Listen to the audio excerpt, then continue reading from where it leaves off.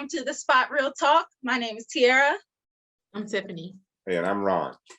And today we are here talking about The Chi. This is season 4, episode 4, titled The Girl from Chicago. So if you hang tight, we'll be right with you.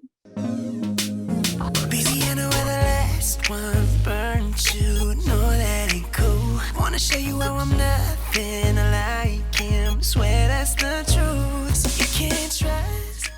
All right, everyone, we are back. And like I said, we're talking The Chi, season 4, episode 4. Lawanda is out this week, but hopefully she'll be with us next week. We had some interesting guests last week too. I'm glad that everybody, took a liking to them. Larry and Lamont, yes. And so they were a joy to have on. Let us know if you guys would like to have them back on again. I know they stirred the pot for some of y'all. And also too, we are the Spot Real Talk, and we don't mince words. We don't, we don't know what they're going to say when they come on. We have no idea, that we don't know what their ideals are in a lot of respect. I mean, we do control the show to some degree, but we don't censor our show, and I'm glad that most of the spotters, if not all of them, you respected that. And, we appreciate that, so that we are welcoming anyone on the show that has something to say. And Lamont, particularly Larry, had a lot to say last week, but you all dealt with it. So yep, we're good. Yep. Kudos to the audience out there. We appreciate you guys continuing to join in with us every week and taking to all of our guests that we have on. But if you guys are ready, you guys want to go ahead and dig into this episode? I got my screwdriver. All right, well, let's get it popping then. So this episode, I really wanted to, I know it's a couple controversial topics that popped up this episode. And so let's kick it off with one of them that kind of stirred the pot a little bit, Jake and Gemma and Kevin's situation. Man, Gemma, I was rooting for you, girl. I'm telling you, y'all women are something. Oh, wait a minute. Wait. No, don't even start. Slow it down. Slow it down. The y'all women. It down. See, brothers, we always get No. Wait. Don't even start that. And you're not gonna have any credibility in this situation, because you and I had a whole discussion about girl code, and you said that didn't exist. It shouldn't matter. This and the other. Now you can ready to come down on Gemma for some stuff. Nah. No. Put back, look, take off your skates, Tiffany, because you and I are going to have to talk about this. See, don't roll through this too fast. You need to take them skates off. Look, you're the one that said, I can already see you're the one that said that this girl code is strong and yada, yada, yada. And I was just simply trying to say there's really no such thing, because when you want what you want, you're going to go out and get it, no matter what code you live under. Girl code, male code, it doesn't really matter. And Gemma is showing that. I mean, Gemma, what did Gemma do in the restaurant? She kissed Jake. Now, and Jake he kissed her back. Well, I mean, what was he supposed to do? She was wrong. No, both of them were supposed to say that's my boy. No, he should have checked her. Like, yes, she was wrong for kissing him, but he is the one who's been friends with Kevin. And did you hear what he said? He was like, I was hoping that your wish would be for you to be my girl. That's what he thought she was saying. So yeah, so look at that. Like, that is really. And we all know that's exactly what she was saying. That's why she went out and kissed him in the beginning. And when they went you know what? We don't know that's what her wish. Yes, it was. Yes, it was. Come on. No, that was him being presumptuous. Tell the truth, Ruth. That's what it was. We all. I'm frustrated with both of them, because they both betrayed Kevin. Yeah, they did. Both of them betrayed Kevin. Yes, they did. And you know what? I was on Kevin's side for the last couple of episodes. And I'm not going to say that his attitude literally drove Gemma over to Jake, although I can now come over to the side where I understand why she and Jake have gotten together to begin with, but what I dislike about Gemma and Jake is they're not listening to Kevin. And, it's all about, is Kevin coming on too strong, or Kevin is selfish, or Kevin is whatever, but nobody's really listening to Kevin. And I think Kevin said that too when he was talking with Papa. He was like, I'm always putting her needs before my own.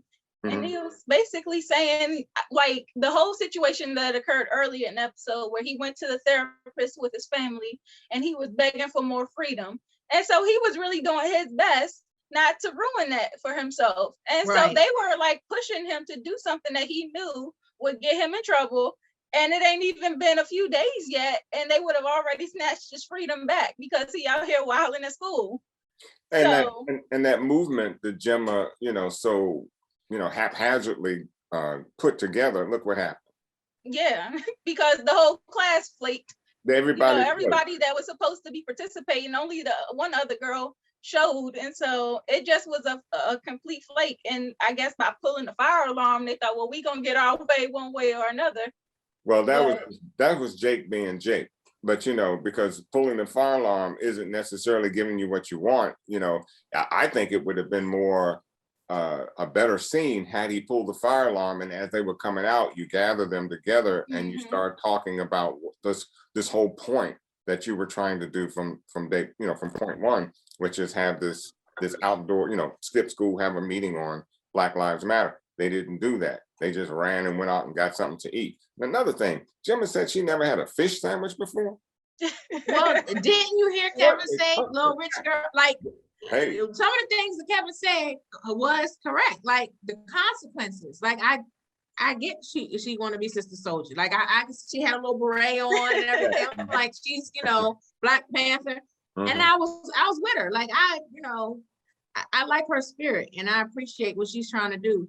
But Kevin had a point. Like you live in a different world. Your circumstances are different.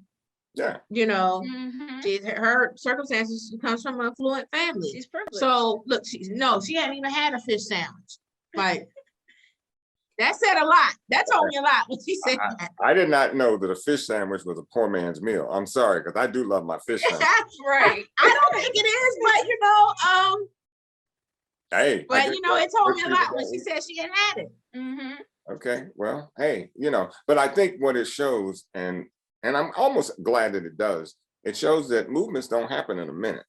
You got to build up on that. And this impromptu movement that Gemma was trying to put together, I understand why she was doing it. I understand that she felt that it was needed. But as I said, movements don't happen in a minute. You got to gather your troops. You got to know who has your back and who doesn't. And those white privileged kids, after Kevin dropped some knowledge on them about what could happen, what if, you saw what happened. They all flaked. Yeah. And the part that is, I think, pulling at my heartstrings the most is the fact that Kevin actually, sat down with Papa and went on Papa's pulpit. They were live streaming and he poured his heart out. They had him on there looking like a complete idiot. Yeah, I mean, he was looking like a lush. Like he was out there pouring his heart out, talking about how he loved Gemma. And did you see those comments? Yeah, the comments. Yeah, all the kids were commenting. They were like, oh, he's pathetic. A dummy. They would say all types of stuff. I was like, oh, okay. Yeah. And I was like, Kevin is gonna be so through when he finds out what they were doing. Brokenhearted. And the thing is, he was, traumatized over everything that happened. But he does bear some responsibility because he did alienate Gemma. He did. But I think that Gemma jumped the gun. She was moving too quick. I don't think he alienated Gemma any more than Gemma alienated herself, as we see in the final analysis of her movement. Because, while you were all gung-ho about this movement, again, you did not check to see who had your back, Right.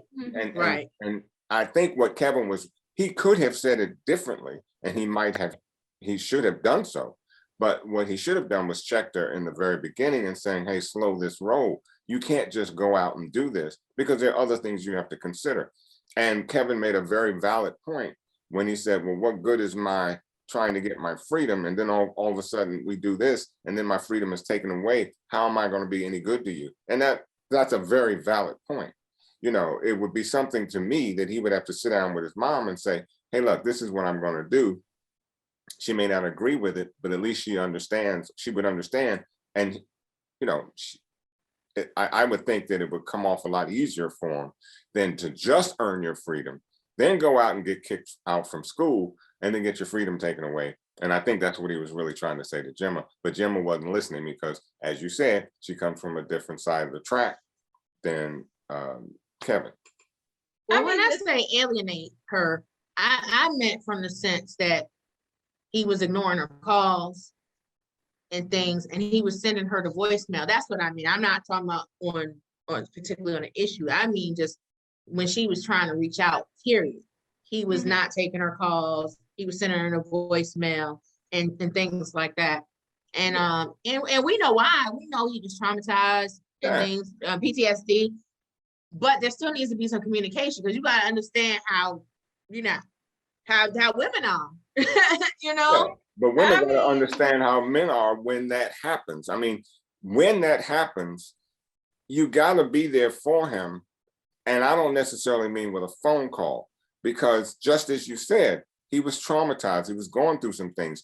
Gemma knew that, but she elected to handle it a different way. You know, making a phone call. Because they kids, like, you know, like it's some adults that don't know how to, you know. Trust me, it happens with adults. That's why I'm not going to put a bridge with kids, because adults do the exact same thing. You know, when we don't understand why a person is going through something, we tend to take it lightly. And I think that's what Gemma did. And that was a mistake that Gemma made. To ask someone going through it to wake up and become civil is not something that's going to happen. You know, he's got to go through whatever that storm is. You know, he can't just wake up and think, oh, I got a phone call, so let me wake up and act like, you know, I got some sense. It's not going to happen. I'm saying to be MIA for days and not communicate that. You got to say.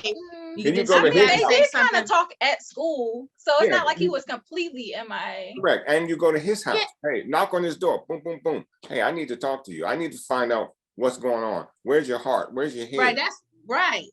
But I think the thing that bothers me the most about this whole Jake situation is that, like, I think it was last episode or the night over at Gemma's house, they were undressed. It seemed like they might have had like an intimate moment as he was sneaking out of her window. And so I'm like, well, if you are being intimate with this boy, I would think that it would be a little bit tougher for you to just pick up and move on to his best friend. Like, because you know how young kids are. I mean, you don't understand your emotions fully as a young teen. And so young people tend to be clingy, especially when they are intimate with, you know, people at a younger age. And it's like, it seems like Gemma is the complete opposite. And it's just like, I would have been blowing Kevin's phone up. I would have been on his case, calling his mama, knocking on his door, like, what's going on? Like, why would you ghost me like this? You know, I just basically gave myself to you. Like, why would you do this? Exactly. Yeah, but she did keep reaching out. I know, but I would want to. Picked up by the phone. She act like a dude. She just blew it off and said, "Okay, next." Yeah, that was kind of wild to me. I didn't think that she would really go as far as kissing Jake. I thought that maybe they would just start getting closer in terms of like just spending a lot of time together. But the kiss took it a little bit over the board. And I think they realized that at the end when they were about to leave out and Kevin was calling her and she was ignoring his calls. And she's like, well, what do we do now? What are we going to do? And that, you know, because Jake said, you kiss me. Well, you kiss me back. Look, what dude ain't going to kiss you back? I mean, look, a dude that knows that that's his best friend's girl. No, you put your lips on me, we gonna get kissed. But you know, now after you get the kiss, but Jake was dead wrong asking her to be his. I'm not talking about what you're saying. Look, of course that can't happen to me now. But back in the day, no, you kiss me and you're fine. We gonna kiss back, okay? Okay, I'm not gonna make the first move, but if you kiss me, it's on. Nah, Jake knew what he was doing. Yo, Jake knew, okay, yeah, he knew what he was doing because he, you know, he warmed up to Gemma, or Gemma warmed up to him. But you know, even in the very beginning when he was all over, you know, talking bad about her, or whatever, I think even in his heart, he always liked her. His brother said, say that last season. I think he liked her. Yeah, so you know, it's no secret. We knew that this was bound to happen at some point. And we think he felt the way too because he was the third wheel. Like Papa has somebody, Kevin has somebody. He was the only one that didn't have anybody. But I think, yeah, but it is, again, going back to the fact that it's one thing to date your bro's girl after you all broke up and there's been some time. But Jake, I do have to kind of reprimand you on this. I mean, you literally took Gemma from Kevin, because what you should have done was step back. Now, I do agree with that, because now you got this discussion in the street. What are we going to do? You should have stepped back. Wait Too late now. Yeah, he definitely should have stepped back. Yep. I agree. Yeah. I agree with that. And while we're talking about relationships, I wanted to shift to Tiff and Emmett this week. I mean, because I know a lot of couples that, have lived that lifestyle. Open marriage sounds good in theory, right? But once you get down to it, it's a lot of jealousy involved, and the rules. I mean, they can't establish what's acceptable, what's not, who you should be sleeping with, who you shouldn't be sleeping with, how many times should you be sleeping with each person. It's just a whole mess of complications. Two things. And it seemed like Tiff was the one laying down all the rules. Like she wanted all these rules. She had all these stipulations for Emmett. But she wanted to play house with Emmett. And I was like, all right. But Tiffany, ain't that just like what y'all do? Huh? Y'all want to lay the rule down, but y'all don't want to follow the rule that you're laying down. I mean, she gave Emmett the ABCs of how this was supposed to work. And Emmett had one rule, and she couldn't follow that. With Dante, she's like, no, she want to play house. I mean, but she made points though, good points. Like, would you rather me be sleeping around with the whole neighborhood, or would you rather me just stick to one guy? What he should have come back with, look, you can pick any other dude. I just don't want you with Dante, because remember, whatever it is, I forget what it was in the last season, whatever it is about Dante, he doesn't trust Dante at all. And here's another thing too. It is also known that when a woman lays down with a man, it's not just to get laid. A lot of times a woman will get feelings for that dude. And she, I believe, is getting feelings for Dante. But more importantly, Dante is also getting feelings for her. And that's they look real cute over there. We saw what Emmett was going through. Girlfriend asked him. Yeah, he was like, "Are you he into wasn't this?" even really there. He was just like going through the motions. Because he didn't want that. That's not what he really and that's what he should be saying too. Is like, I don't want this. Right. Like, we got married for a reason, and that's what he needs to say. And eventually I think it's gonna end up, I mean, they may find their way back to each other. I think so. But the Dante thing. I have a question for y'all though. If this was a scenario that you were involved in, would you want to know who they are messing around with on the side, or would you just rather keep it, don't ask, don't tell? Well, let me tell you something. That's an interesting question, and I really kind of went through my mind with it as well. But most of y'all, I don't know, because y'all show your emotions, man. Like, we might have been having sex once a week. Not all of us. I don't know. But somehow you're going to show it. Like, for instance, Emmett and Tiffany could have been doing it, having sex once a week. Then and Dante's laying it on her. And then next thing you know, Emmett and Tiffany are having sex once a month. I noticed that because we seen both of them be intimate with other people this week, but we haven't seen them be intimate with each other since. Exactly. And so it's like, is this defeating the purpose? That's exactly what happened. That's the thing. I said, once you invite that into your relationship, I mean, that could be, And see, there's something about Dante that Tiffany had in her heart or mind anyway. And I think that's what Emmett is going through. I think what Emmett is really trying to say, anybody but Dante. Not that he wants her to go out and screw any and every. No, we know that because he does see there's something there. He knows there's some kind of draw that keeps her going back. And he's threatened by that. And remember, he didn't even want her doing business with Dante, because it's just something about Dante that he knows that he didn't want his lady anywhere around. And I can understand that. But we noticed in that scene, they have chemistry. In that scene, Dante was putting it on her, and she That's why I said Tiff had more fun than Emmett. She's living her best life. Tiff says you can do whatever. No. Tiff laid the rule down and said, "Don't take my Dante.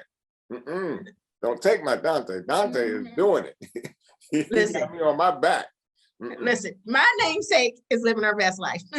Yeah, she is. I knew it was something about your name that was the problem.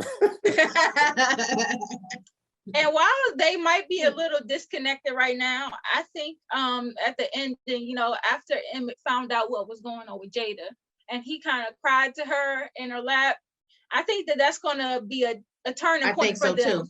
I think so too. At least because that's gonna. I mean, Emmett's already crushed, but I think if you look at the previews, like he was telling Jada, you know, I just want you to be proud of me. Like Emmett is really on the road to transformation. Like he's about to make a complete 180, I believe. And trauma, you know, trauma or traumatic issues, and you know, in a relationship can do that. I mean, a lot of times they say people don't change unless something traumatic happens in their life. And I think that Emmett is at that point. He's at that gate where, you know, he's looking at his mother who possibly will die from this disease, this cancer. And he's now finding that out on top of feeling bad about his relationship at home. So, you know, now would be a great time for Emmett to sit down and tell Tiffany, you know, and really just lay it down to her, say, look, this is not what I want. I want to be with you. I am not trying to be out here with anybody else. If you can't get with that, then we need to separate, because I got too much going on in my life right now to be worried about you, Dante, me doing this and that and the other. I gotta settle in, and I gotta change. And you either change with me or it's out. I'm over. Mm-hmm. Well, I've been think that Emmett was on a road to change. I mean, the very fact that he got that restaurant. When I looked around, when I saw Keisha and Tiff sitting there eating, and I looked around at the restaurant, and I was like, this joint really looks nice. Like it's really thriving. And I saw, you know, Papa working there and stuff and doing this thing.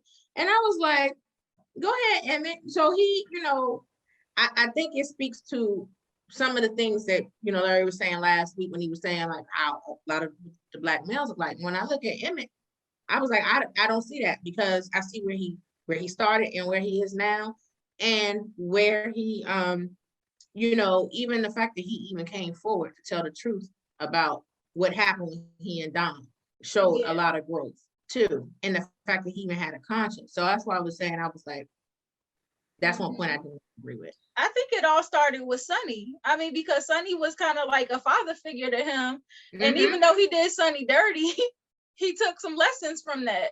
And so ever since he, like you said, got that restaurant, we see him mature, being a little bit more responsible each and every episode.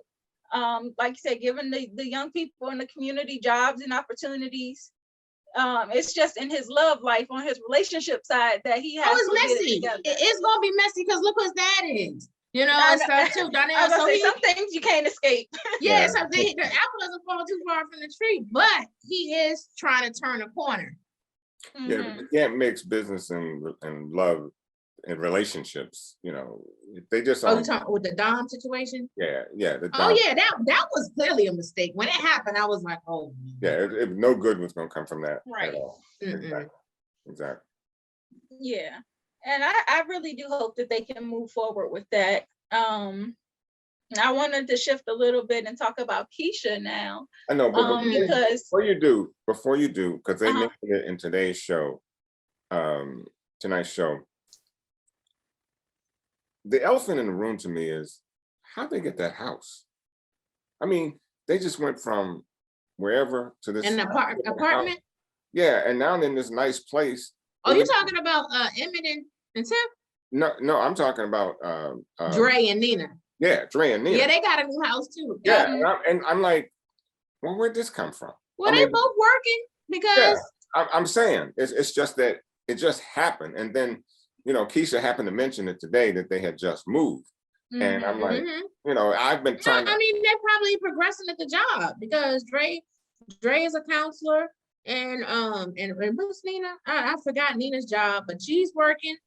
And because even I noticed that even with Emmett, when I looked at the business, and then when I saw the car that Emmett was driving, when they drove off, I was like, Yeah, I said, I thought it was a 750. No, it was 540. 540. Everybody Either way, it was a leveling up. BMW. It was a Beamer. BMW. So I said, oh, so they didn't blow it up. Yeah. So everybody is progressive. Okay. Mhm. Hey, go for it. Yeah, but I do see what you mean, Ron, because it's like we went from one episode, they in the apartment, to the next. It was like they moved out. We didn't see no boxes being packed or nothing. No They word. just sprung that on us. Just sprung it on us. So I just wanted to clear that up. So I'm good.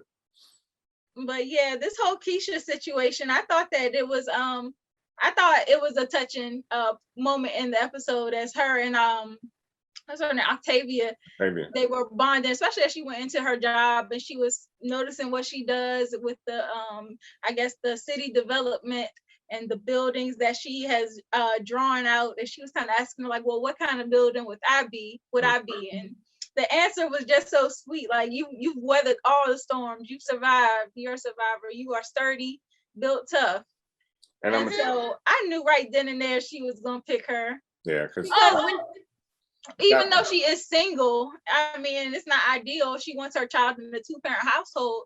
You can't just get those kind of qualities in just anybody, single or married. You know, Octavia, I think she's a special person, and I think she's very nurturing, and she knows just what to say. And we heard that from the receptionist. Right. Mm-hmm. And she proved it. She proved it in the hospital. You know, I like the fact that she says, your patient has a name. You know, she was advocating. There is no excuse if you got your pad, you know, you got all this information in front of you. You can just look down and see the woman's name, you know, call her by her name. You know, a doctor's supposed to have bedside manner. So you go in there, before you go in there, you're looking at her chart. You know what her name is, it's right in front of you. So I love the fact she addressed that. And then the doctor says, oh, you got high blood pressure. Let's just take the baby so you can get the hell up on out of here. And Octavia says, slow your roll. There could be any reason why she has high blood pressure. So, you know, she'd be remiss to try to find somebody else better for her child than Octavia. Mm-hmm. I really like that she was advocating for her so hard. And that was like another important topic that the show brought up, because the Black maternal death rate is so high, it's crazy. Exactly. And she made a point about the doctor. She was like, you know, a lot of times they just gonna try to get you in and out, and they might not pay attention to all of, you know, your concerns and even just making good recommendations before going to the extreme. You know, he was trying to induce labor when all she really needed to do was drink some water and change her diet. So it's like, it really bothered me, and I'm glad that the show brought it up. And then the other part is like Keisha, she didn't really know what to say. Like, when you're not familiar with a medical setting and you might not know all of what to say or what to do, like just having somebody there to advocate on your behalf who does know, it makes a world of difference. So I just love that they mentioned that in this episode. Yeah, because it also drives home a point, and this we know happens in hospitals. You know, your financial situation largely depends on what kind of you know, response you get in the hospital. You know, if you're, you know, if you're poor, they don't really care anything about you. You know, they could care less. They can absolutely care less.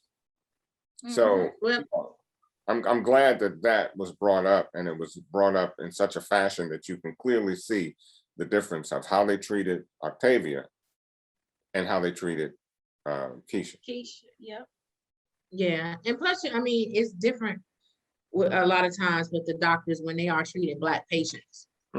Sometimes if you have a white doctor and Black patients, you definitely got to advocate for yourself. Oh, definitely. Or have someone advocate on your behalf, because they may not always explore all the options that they would for you know, for a white patient. I mean, they're going to treat you, of course, but it will be different. Right, but it goes to show, because, you know, I've had to, in my situation, you know, I ask questions after questions. You know, look, you may not want to be my doctor, because you're going to have a dictionary of responses because I got questions that you may have never been asked. I will ask a question no matter how dumb you think it is. I'm going to ask. And a lot of times when when we come from that other side of the track, we don't know this stuff. We take them as the holy grail. Whatever they say, that's what it is. Yeah, I think Octavia is good for not only that baby, but for Keisha too, because I think that she would allow Keisha to come back in the future too. If Keisha ever wanted to have a bond with that child, or even just to see her, or like do periodic check-ins. Like, I think that Octavia would be like somebody that she could build a lifelong bond with. And like you were saying, Tiffany, the receptionist was talking about how, Octavia, she kind of keeps to herself and she's very private, but she comes through. The receptionist was saying when her mom passed, she helped with the funeral. And so I'm like that. She's just a very empathetic person. She's very giving. It seems like she's very kind and loving. And I was wondering if Nina felt a little threatened by Octavia's presence too, because she seemed like when Octavia stepped in and was speaking up for her, she seemed like, oh. But I mean, I think she was grateful for her help, but it seemed like she might have been like a little like jealous, taken aback. Yeah, even jealous. Yeah, I think because you want to be the advocate for your daughter, and then you got this strange woman who comes in and has seemingly all the answers. But hey, take a step back, listen to what she's saying. If you can't respond in the same vein, then you need to let this woman do what's best for your daughter and the baby. So I'm glad to see her come around to that. She seemed to settle down and understand what was actually going on. Yeah, and even with the couple that they had previously interviewed, I thought it was very interesting how they seemed to have a whole mess of children that they had adopted. And so that always comes off odd to me, because there are people out there who will just adopt a bunch of kids for the benefits. And then also, I guess it rubbed Keisha the wrong way when they were speaking about how they are like very religious in their house and they live by the Bible. And I think for some people that can rub them the wrong way. And especially, like, I think Keisha has just dealt with like a very traumatic situation, and she might be even questioning like, how could God allow something like that to happen to me? Like, what did I do? And I think she might be questioning like her own faith, and like that when the couple was like, well, God, brought this about, and we live by the Bible, we do what God says. I think that Keisha would probably feel like, well, if that's the case, then how did this happen to me? So I think that just rubbed her the wrong way. I think it did. And it's understandable. I know I'm a Christian, and I can hear where she was coming from, because even though people don't like religion to be forced down their throats. Right. So it's very touchy, and you gotta have a delicate balance with it. So I felt where Keisha was coming from. And to be a Christian, to me, isn't so much about beating people over the head with a Bible. The Christian is about love and your actions and what you do toward people. And that's what Octavia showed. She showed her real, whether she's a Christian or not, she showed more godliness as far as I'm concerned. Yes, she did. Yeah, she did. As that couple could have, But they came across like they probably could be judgmental too. And as Tiara said, Keisha had already been through a lot. And then to think that her child could possibly be put through that, Look, have you seen The Handmaid's Tales? Oh, if you haven't seen it, it's called The Handmaid's Tales on Prime. You'll know what religion can do to you. You can be some people they're such religious zealots that it becomes a cult, and not just a cult, but a very dangerous one. And if you just go to Handmaid's Tales and see what I'm talking about, yeah, you want to stay away from that as much as possible. Yeah. Now, at the end of that hospital scene, Nina had been blowing Dre's phone up, trying to figure out where she is. Of course, we know Dre is over with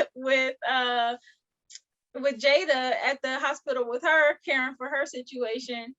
And at the end of the night, Nina goes through Dre's phone and sees that text from Jada, saying thanks for keeping my secret.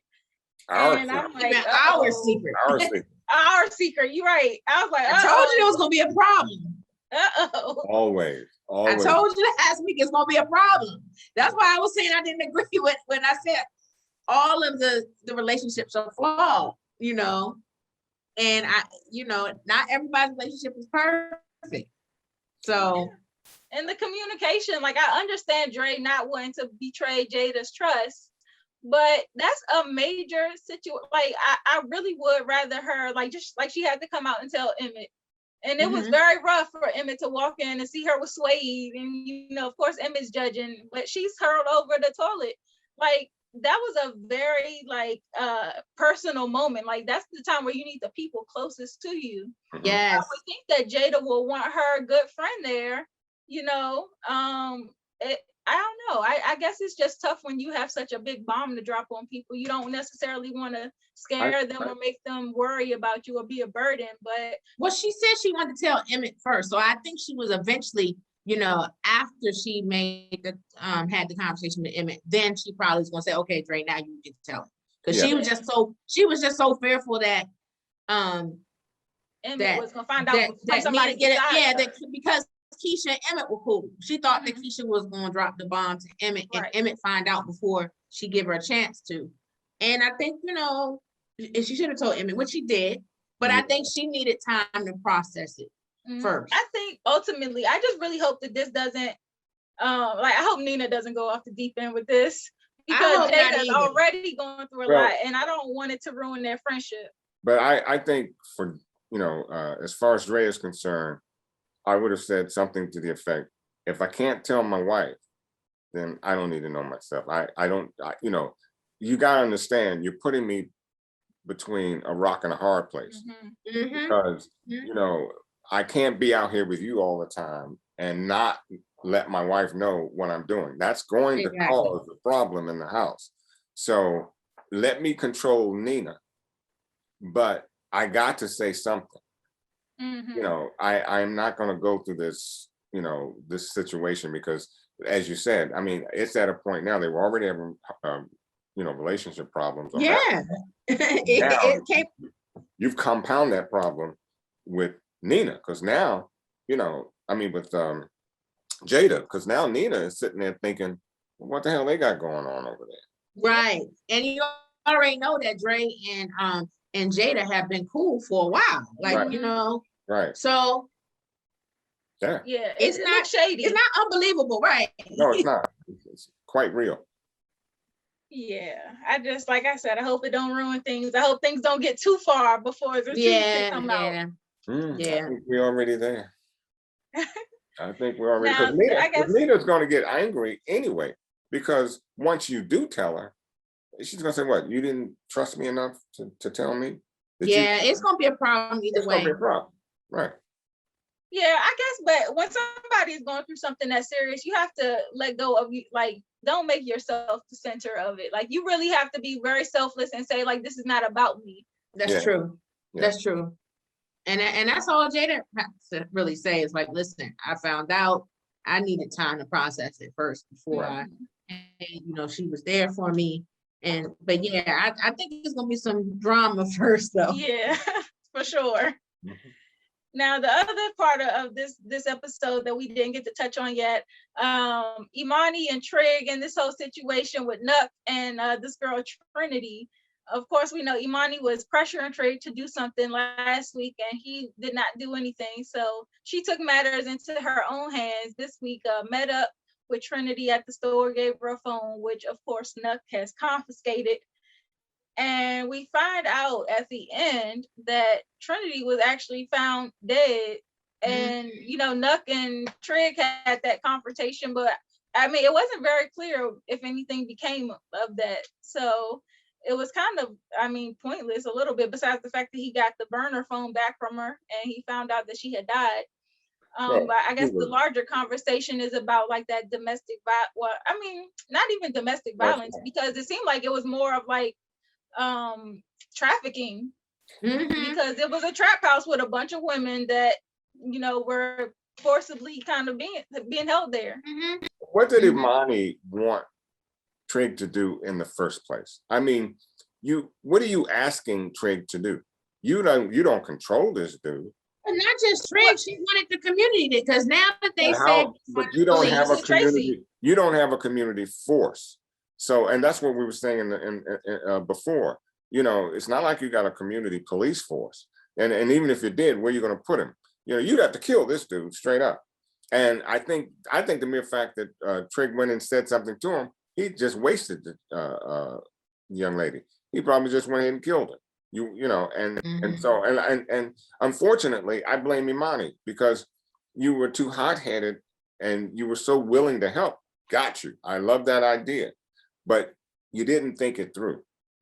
You really, you knew who you were dealing with, but you didn't think this thing through.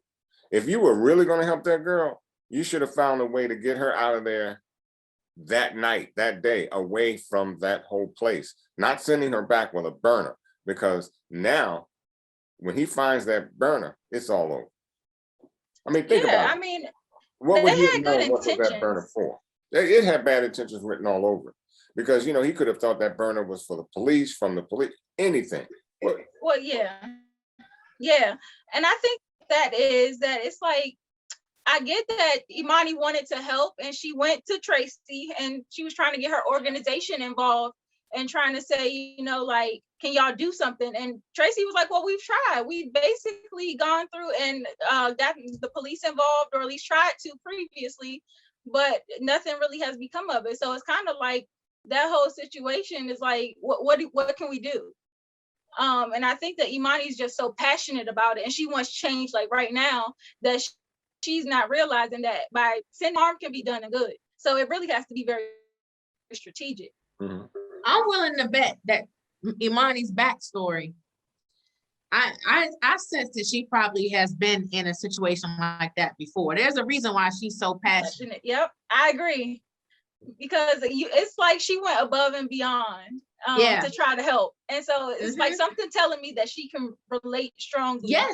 And when she said last week, when she's like, you don't know, she was like, yes, I do know. She said last week. And I was like, there's more to her story than we know, and it'll be revealed. And it's quite possible. You know, it's just too bad she went about it in the way she did, because it wound up, you know, causing the woman's death. So, you know, it's unfortunate, but I think the only way you can get rid of him as a community is he has to disappear. Yeah, he's got to go. And I think that Tracy might be able to have a hand in that, since Imani went to her. And once, you know, Tracy realizes that this girl is now dead, she's going to go to Otis. And, you know, he has the pull. So he might be able to crack down on that situation. Look, in more ways than one.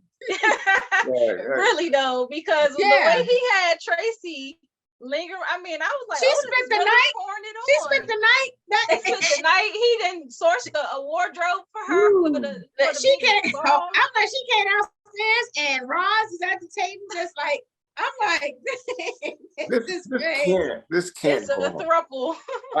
You know what? I'm trying to read Roz because I can't believe she's that cool. And, you know, I know what my eyes are telling me, but there's something coming up with Roz. I just can't see Roz. Motives. She's not worried about Otis. Right. Look, Otis need to check himself, because, you know, you just can't trust a woman like that. Ain't nobody here to see you, Otis. That's how Roz feel. Check yourself. Roz is trying to, I think Roz really wants to make a position for herself in the political arena. And she might just be using Otis to get there. Because the way that she and Gemma's father kind of like strategize in the background lets me know that they might have political aspirations for themselves. And Otis is just helping them get there. It's very possible. I know there's something behind her. I do know that. And I know it's not gonna be good for Doodle when she lays it on him. It ain't gonna be good. I know that.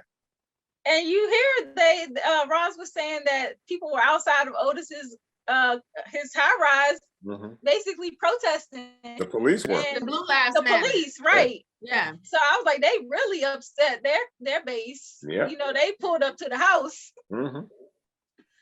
So it Yeah. looks like next week might be the episode. It's the mid-season episode, and usually, that's where something big happens.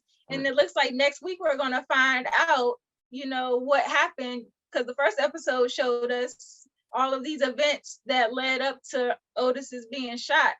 And so now we've replayed all of the previous happenings up to that point. So next week is it. That's when we get to see.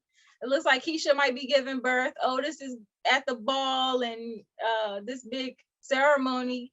And then we see him being confronted by a shooter. So I think we're going to find out next week.